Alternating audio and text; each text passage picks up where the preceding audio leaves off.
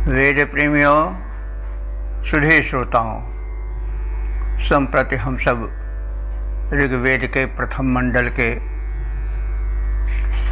80वें सूक्त के 10वें मंत्र की व्याख्या में प्रवेश करने जा रहे हैं। यह मंत्र पंक्ति नामक छंद में निबद्ध है। मंत्र दृष्टा ऋषि हैं गौतम राहुगण और देवता हैं इंद्र। शीर्षक है इस मंत्र का जनहितैषी इंद्र। तो अर्थ तो सीधे प्रयुक्त होता है इंद्र के लिए, उसके गुणधर्मों का, अनुकरणीय वीर कृत्यों का वर्णन है, लेकिन दूसरी तरफ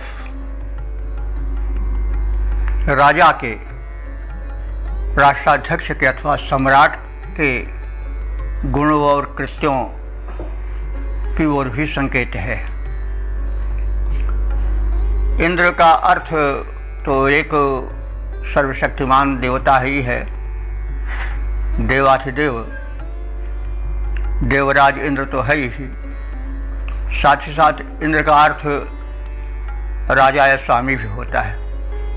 जैसे हम नरेंद्र कहते हैं, नरों का स्वामी राजा, अथवा मृगेंद्र कहते हैं, मृग माने पशु, तो पशुओं का स्वामी सिंह। तो मुख्यार्थ तो इंद्र से जुड़ा है, लेकिन जो उसका आनुषंगिक, उससे एक दूसरा लगा हुआ अर्थ है, वो अधिपति से, सम्राट से अथवा राष्ट्राध्यक्ष से जुड़ा है।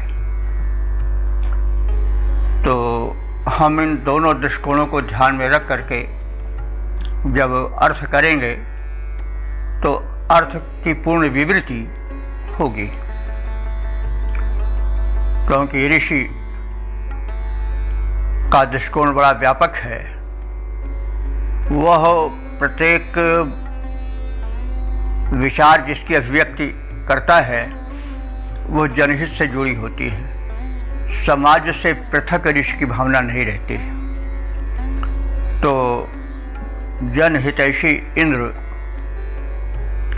इस शीर्षक के अंतर्गत व्याप्त मंत्र का प्रथम पाठ हो जाए। ओम इंद्रो वृत्रस्य तविषीं निरहन्त सहसा सह महत्तोदस्य पौष्यं वृत्रं जघन्वा अश्रीज दर्शन्ननु स्वराज्यम्। शब्दार्थ से परिचय प्राप्त करें। इंद्र, उस देवेंद्र ने सहसा, सहसा माने बल द्वारा, सह का अर्थ होता है बल। ऋग्वेद में सह बल के लिए अधिक प्रयुक्त हुआ है। लौकिक संस्कृत में सह शब्द ज़्यादातर सहयोगी तृतीया स और हा सह आता है साथ के लिए, किंतु ऋग्वेद में अधिकांशतः सह बल के लिए आया है। सह शब्द आज भी हम लोक भाषा में प्रयुक्त देखते हैं। कोई जब कुछ अल्प बल वाला होता है लेकिन वो ज़्यादा बहक जाता है और ज़्यादा बढ़ बढ़ कर बातें करने लगता है, तो लोग कहते हैं भाई ये अमुक का सह पाए हुए हैं, यानी वही उसका बल पाए हुए हैं। तो सह आज भी हम भाषा, लोक भाषा में देखते हैं प्रयोग। मैं किसी का सह या अमुक का सह, उनके सह पाए हुए हैं। सहदेव जो पांडव थे उनको सहबल के कारण ही, बल से उनके साथ है नाम पड़ा, तो उसी सहबल के कारण ही वैदिक सह लगा। तो कहने का मतलब कि सह शब्द जो है वह बल के अर्थ में ऋग्वेद में प्रयुक्त है। तो उसका तृतीय है सहसा, यानी बल द्वारा। तो हे देवेंद्र, तुमने सहसा अपने बल के द्वारा वृत्रस्य तविषीम सह, वृत्रस्य माने वृत्तासुर के, इंद्र का जो विरोधी था, जिससे उन्हें संघर्ष करना पड़ा, वो बड़ा बली था। और आसुरी शक्तियां तो बलवती होती ही। तो सहसा तुमने अपने बल द्वारा वृत्रस्य तविषीम सह, उस वृत्तासुर की, तविषीम माने बलशाली सेना का, सह माने बल, निरस्त कर दिया। निह अहन, उसको नष्ट कर दिया। अहन तो तुम्हारा बल प्रबल था, आज तो तुमने उस प्रबल वृत्तासुर के बड़ी सेना का विनाश कर दिया। अस्य तत् पौष्यम महत, इस इंद्र का, अस्य इस इंद्र का तत्पौरुषम, तत् माने वह जो बड़ी वृत्तासुर के विनाश में लगा था, वह पौष्यम, पौष्य कहते हैं पौरुष, तो उसका वह पौष्य, उसका वह पौरुष महत माने प्रचंड था, महान था। और इन्हीं कारणों से अर्चन स्वराज्यम, इंद्र ने अपने स्थापित स्वराज्य में उस स्वराज्य भूमि की समर्चना की, विजय के पश्चात उसको सम्मान दिया और वह स्वयं भी सम्मानित हुआ और वह स्वराज्य में विचरण करने लगा, मतलब विजय स्वरूप प्राप्त भूमि पर विचरण करने लगा और विनम्र होकर के उसकी अर्चना करने लगा। और उसने वृत्रम जघन्वान, और क्योंकि उसने वृत्त को, जो विरोधी शक्ति थी, जो राष्ट्र की भूमि को अपवित्र किए था, राष्ट्र की भूमि पर अधिकार कर लिया था, उसका विनाश कर दिया। और इसलिए उसका पौरुष, उसका पौरुष चारों ओर समर्चित हुआ, तो राष्ट्र की भूमि समर्चित हुई और उसकी भी समर्चना हुई।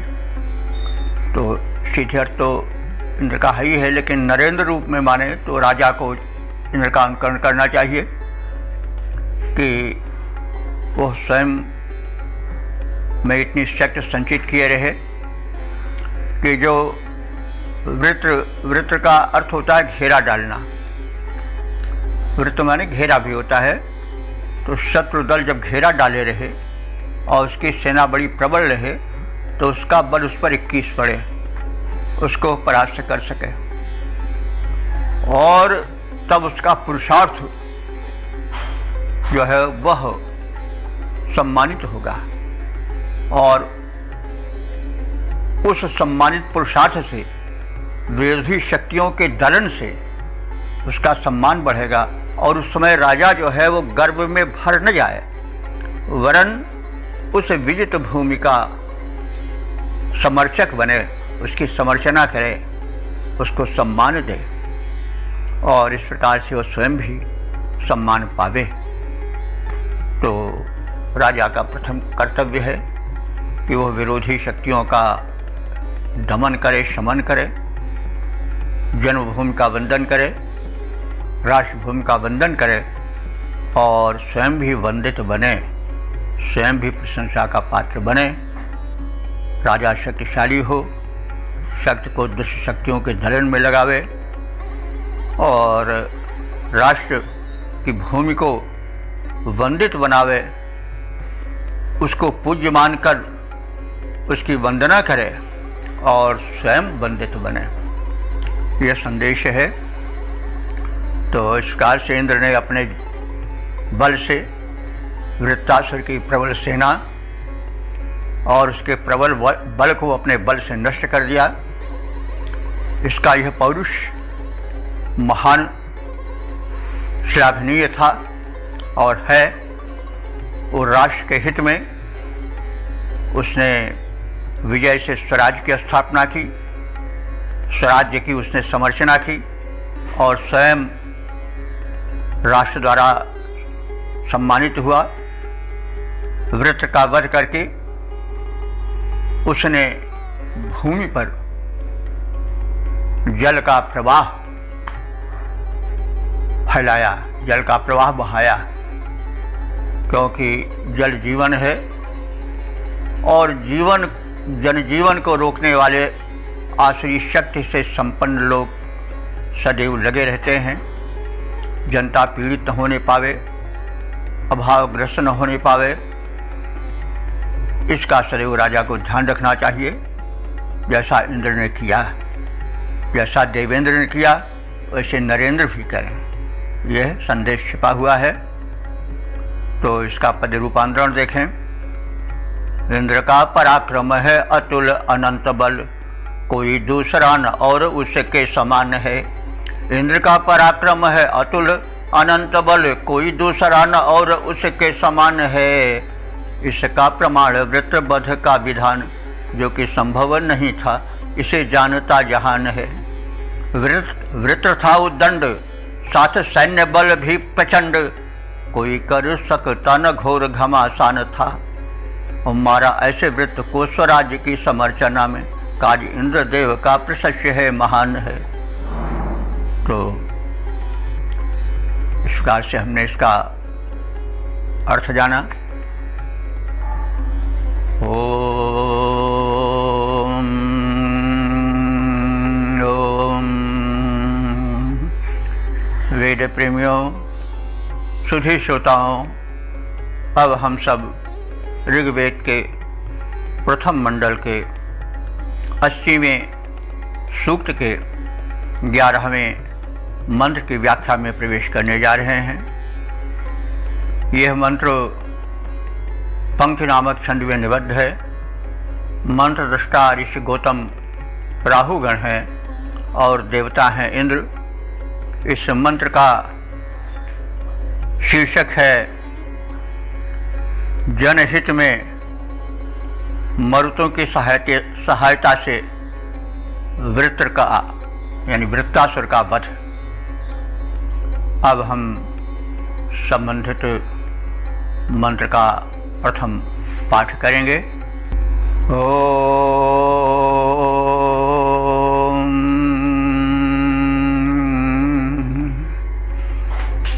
इमे चित्तव मन्नवे वे पेटे भियसा मही यदिन्द्र वज्रन्नोजसा वृत्रं मरुत्वा अवधीरर्चन्ननु स्वराज्यम। शब्दार्थ से परिचय प्राप्त करें। वज्रन इंद्र संबोधन है। वज्रन, हे वज्र धारण करने वाले। तो वज्र इंद्र का अमोघ अस्त्र है और वीरकर्मा को अस्त्र से युक्त रहना चाहिए। तो हे वज्रधारी इंद्र, स्वराज्यम अनुवर्चन, तुमने स्वराज्य की अर्चना करते हुए तो जो युद्ध होता है, जो स्वराज्य के लिए होता है, अपनी स्वतंत्रता के लिए होता है, तो वह अर्चना बन जाता है। और युद्ध जब किसी की भूमि को अपहरण करने के लिए होता है तो कुत्सा बन जाता है, वो कुत्सित होता है। तो इंद्र ने विरोधी आक्रामक शक्तियों के विरुद्ध युद्ध किया, इसलिए उसका यह युद्ध राष्ट्र की समर्चना कहलाया। तो ऋषि कह रहा है कि हे वज्रधर इंद्र, जब तुमने विरोधी वृत्तासुर के विरुद्ध युद्ध की घोषणा की तो तुम्हारी यह युद्धोद्घोषणा राष्ट्र की समर्चना थी। और इस कार्य में यत जब तुमने मरुत्वान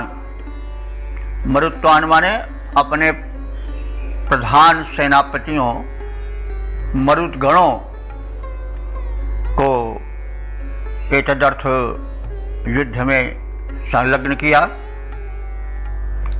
तो ओजसा शक्तिपूर्वक, शक्ति द्वारा वृत्तम अवधि, उस वृत्तासुर का वध कर दिया। तो एक और तो यह है कि वृत्तासुर वृक्ष का अवरोधक दैत्य था, असुर था, जो धरती को जल संपदा से वंचित किए था। उसको इंद्र ने मारा और इस कार्य में मरुतों की सहायता लिया। जैसे पहले कहा गया है, मरुत मानसूनी हवा है, लेकिन मंत्र का और काव्य का द्व्यर्थक या कई अर्थों वाला रूप चलता है, और वही उसका वैशिष्ट्य भी होता है। जितनी ही अधिक व्यंजना होती है काव्य में, उतना ही वो महान होता है। और ऋग्वेद भी एक काव्य है। पश्य देवस्य काव्य में ओनुममाल न जीर्यति, यह देव काव्य है। तो देव काव्य और उत्तम काव्य होगा। तो व्यंजना तो भरा काव्य का गुण है ही, श्रेष्ठ गुण काव्य का व्यंजना है। तो हे इंद्र, जब तुमने अपने सहायक सेनापतियों मरुदगणों को साथ में लिया तो तुम्हारी शक्ति कई गुना बढ़ गई, और तुमने अपने ओज से, अपने तेज से शक्तिपूर्वक, बलपूर्वक वृत्तम अवधि, वृत्तासुर का वध कर दिया। राजा पक्ष मिले तो वृत्त माने घेरा डालने वाले, घेरे हुए शत्रु सैन्य का वध किया। इमे चित मही, और उस समय जो मही थी माने पृथ्वी थी, वह और जो आकाश था, वह दोनों लोक तव मन्नवे भेसा वे पेटे, तेरे मन्नु माने क्रोध से और तेरे आतंक से कांपने लगे थे। तो जब तुमने उस शत्रु के विनाश के लिए अपने बलवान सेनापति मरुदगणों को साथ लिया, तो उस समय जो क्रोध का उफान उठा, वह क्रोध का उफान इतना प्रबल था कि भयसा माने उसके भय से, वेपेटे माने द्विवचन है, कांप उठे। कौन कांप उठे? पृथ्वी और अंतरिक्ष, भूमंडल और आकाशमंडल कंपित हो गए। तो यहाँ पर मन्यु शब्द है, थोड़ा हम ध्यान इस पर दे लें। मन्यु कहते हैं क्रोध को। तो क्रोध तो कोई अच्छी चीज़ नहीं है, लेकिन अगर वो अच्छा बन भी जाता है क्रोध, जब वो क्रोध दुष्टों पर टूटता है तो वो क्रोध बड़ा प्रशंसनीय हो जाता है। राम का तमतमाता हुआ मुखमंडल जब राक्षसों पर प्रहार के लिए समुद्रित होता है तो बड़ा सौंदर्य जिसमें होता है। वाल्मीकि और तुलसीदास जी उस सौंदर्य पर मुग्ध हुए। तो लेकिन वही क्रोध जब किसी कमजोर पर होता है, दुर्बल पर होता है, तो बड़ा निंदित बन जाता है। वह रोष है, वो क्रोध कदापि प्रशंसनीय नहीं है जो निर्बल के प्रति दिखाया जाता है। लेकिन जो क्रोध अत्याचारी के प्रति होता है वो बड़ा प्रशंसनीय हो जाता है, और वही क्रोध मन्यु कहा जाता है। और इसीलिए जो है वह अर्जुन ने सुभद्रा पुत्र का नाम जो है वह क्या रखा था? अभिमन्यु, जिसमें चारों ओर से क्रोध हो। तो वो क्रोध तो ऐसे कोई क्रोध से युक्त अपने पुत्र का नाम तो लेगा नहीं, लेकिन मन्यु प्रशंसित क्रोध है, इसलिए वह प्रशंसित हो जाता है, वह मान पाता है। अभिमन्यु आज भी नाम लोग रखते हैं, और सुभद्रा पुत्र और अर्जुन का वो पुत्र अभिमन्यु कहा गया। और यही नहीं, वेदों में भी मन्यु की प्रशंसा है, और जहाँ कहा गया है कि तेजो से तेजोमय थे, ओजो से ओजोमय थे, वहीं यह भी कहा गया है कि मन्यु रसि मन्युमय थे।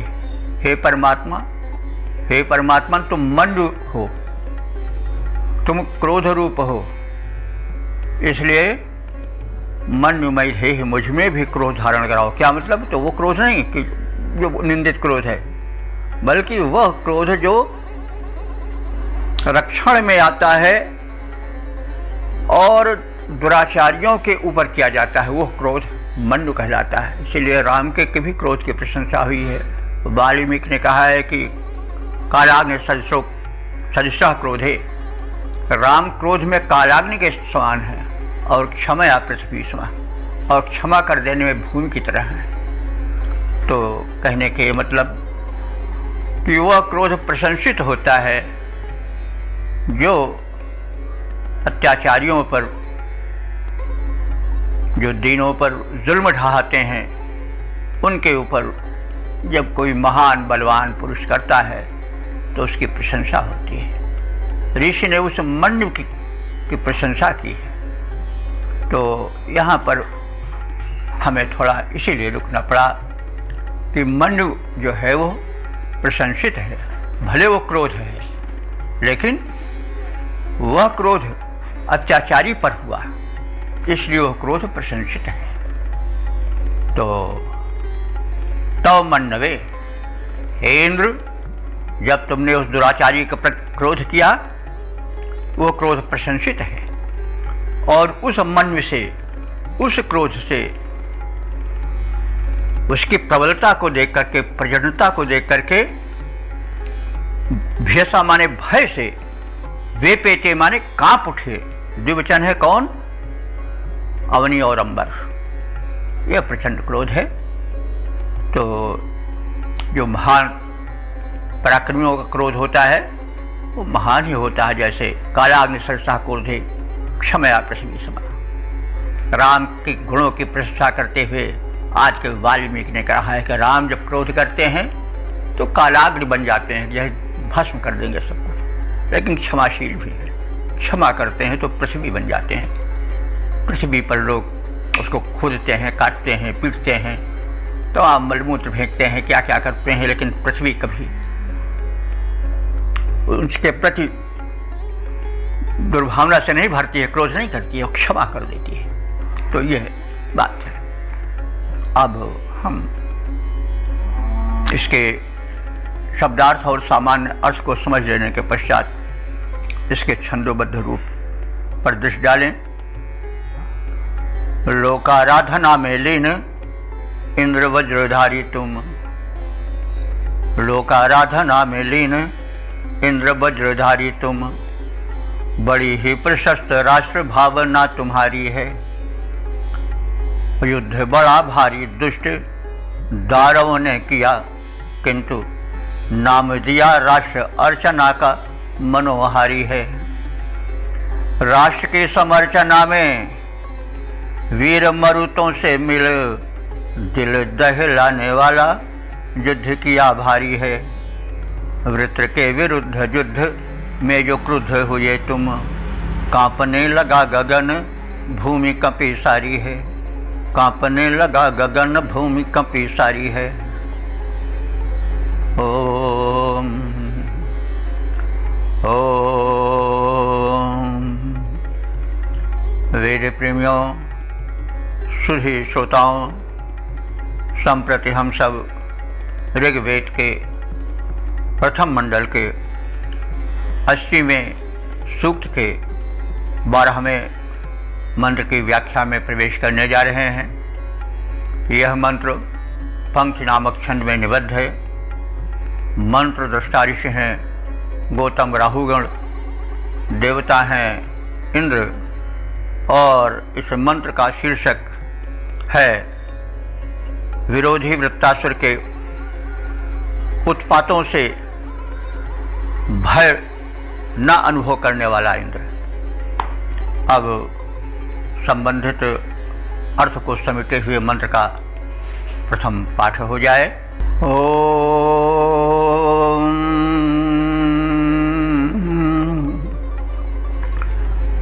न वेपसा न तन्नतेन्द्रं वृत्रो विभीयत अभ्येनं वज्र आयसः सहस्रभृष्टिरायतार्चन्नं स्वराज्यं। शब्दार्थ से परिचय प्राप्त करें। वृत्रः, वृत्तासुर। वृत्तासुर इंद्र का विरोधी है, सबसे बड़ा शत्रु है। तो वैसे जो परम शक्ति है, परमात्मा है, वो तो उदासीन है, उसका न कोई शत्रु होता है न उसका मित्र होता है। फिर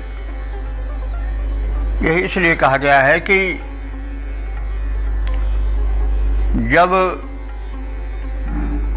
कोई दुष्ट पर प्रहार करता है, दुष्ट को दंड देता है और उसमें लोकहित रहता है, तो वह जो है वह गीता के हिसाब से अकर्म बन जाता है। वह फिर कुकृत्य नहीं रह जाता है, भले ही बध हो। उदाहरण के लिए आप देख लें, एक अपराधी को जब जज न्यायाधीश दंड देता है, मृत्यु दंड भी देता है, तरह तरह के दंड देता है, तो उसका दोष उसे नहीं लगता है। क्यों नहीं लगता है? क्योंकि उस समय उसका वो कर्म अकर्म बना रहता है, वो समाज के हित में होता है, व्यवस्था स्थापन में होता है, अपने स्वार्थ से लगा हुआ नहीं होता है। यही बात हमें ईश्वर के विषय में, दिव्य शक्तियों के विषय में भी जाननी चाहिए। तो उनका न कोई शत्रु है न मित्र है, लेकिन जो लोकोपपीड़क है, जो व्यवस्था को भंग करता है, अशांति फैलाता है, उसको वो परम शक्ति दंड देती है, क्योंकि वो उसी के वश की बात होती है। तो अब हमें इसी छाया में वेद के अर्थ को करना चाहिए और परम शक्ति के क्रोध का अर्थ जनहित में लगा करके उसकी प्रशंसा करनी चाहिए। तो इंद्र को देख करके उसका विरोधी वृत्तासुर वेपसा बने, वेप कहते हैं कंपन को, तो वो वृत्तासुर मारे क्रोध के कांपने लगा। क्रोध में भी कंपन होता है, भय में भी होता है, क्रोध में भी होता है। तो वो वृत्तासुर क्या था? विरोधी दुष्ट दानव क्रोध से कपने लगा और तन्नता माने गर्जन करने लगा। तन्न क्रोध से गर्जन भी करने लगा, क्रोध से कांपने भी लगा। लेकिन इंद्र उस वृत्त के क्रोध भरे कंपन से और उसके गर्जन से न बिभियात, डरा नहीं। तो वृत्तासुर अपने कंपन और अपनी घनघोर गर्जना से इंद्र को भयभीत नहीं कर सका, क्योंकि इंद्र तो भयों का भी भय है, उसे क्या भयभीत कर सकेगा। और उस वृत्तासुर का सामना करके जो युद्ध इंद्र ने किया वह स्वराज्यम अर्चना, वो स्वराज्य की अर्चना थी। वो युद्ध नहीं बल्कि वो अर्चना हो गई, पूजा हो गई। यह संदेश राजा के प्रति भी है कि यदि वह विरोधी शक्तियों अथवा आक्रामक राज्यों राष्ट्रों के विरुद्ध युद्ध करता है तो उसका यह युद्ध कर्म पूजा बन जाता है, अर्चना का रूप ले लेता है। तो इंद्र जो था वह स्वराज्य के रक्षण के लिए, व्यवस्था के रक्षण के लिए उस विरोधी शक्ति वृत्तासुर पर प्रहार कर रहा था। वृत्तासुर पर आक्रामक हो गया था और इसलिए उसका यह कार्य राष्ट्र की संरचना के अंतर्गत आया। और ऐसा करता हुआ इंद्र ने क्या किया था?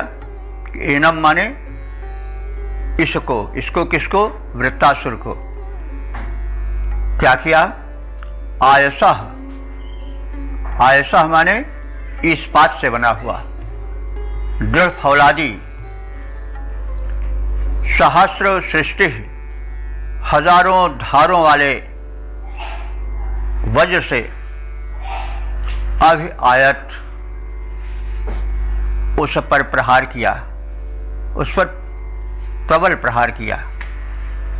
तो इस प्रकार से स्वराज्य के संरक्षण में इंद्र ने उस वृत्तासुर पर प्रबल फौलादी अपने वज्र से आक्रमण किया, उस पर उस वज्र का प्रक्षेपण किया। तो इंद्र ने तो इस प्रकार से दो महान कृत्य दिखाए। जो विरोधी प्रतिद्वंदी था वह मारे क्रोध के कांप रहा था, उससे उसको भय नहीं हुआ, और उस घनघोर गर्जना कर रहा था उससे भय नहीं हुआ। और उसने राष्ट्रभूमि के संरक्षण के लिए उस पर अपने तीव्र सहस्रों धारों वाले वज्र से प्रहार किया और उसका वध किया। यह कार्य बड़ा प्रशंसित हुआ, ऋषि को बड़ा अच्छा लगा। उसने स्तुति सुनाई, संदेश दिया कि राजा भी, नरेंद्र भी देवेंद्र का अनुकरण करें।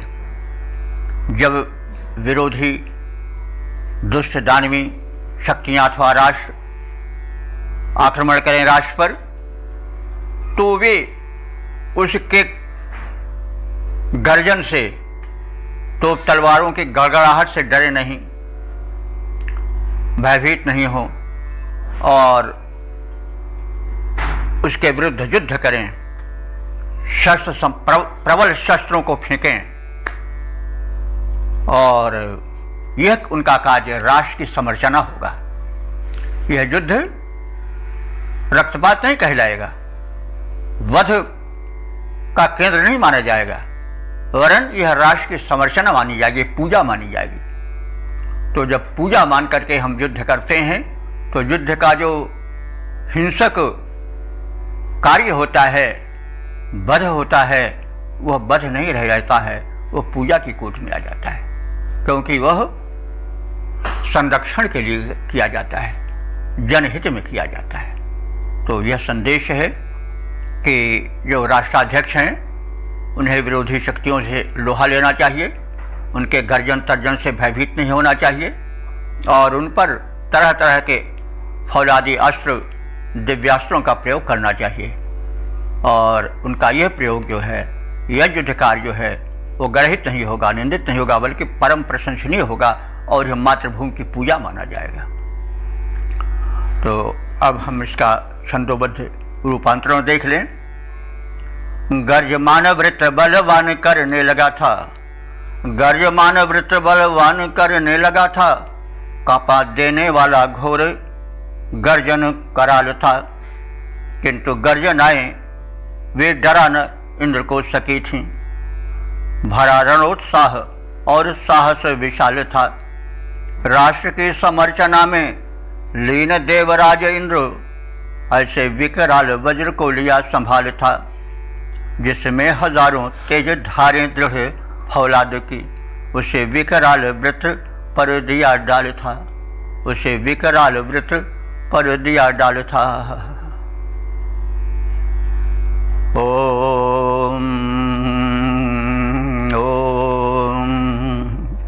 वेद प्रेमियों, सुधी श्रोताओं, संप्रति हम सब ऋग्वेद के प्रथम मंडल के 80वें सूक्त के 13वें मंत्र की व्याख्या में प्रवेश करने जा रहे हैं। यह मंत्र पंक्ति नामक छंद में निबद्ध है। मंत्र दृष्टा ऋषि हैं गौतम राहुगण और देवता हैं इंद्र। शीर्षक है वृत्रासुर वध से प्राप्त इंद्र का उज्ज्वल अक्षय यश। अब संबंधित मंत्र का प्रथम पाठ हो जाए।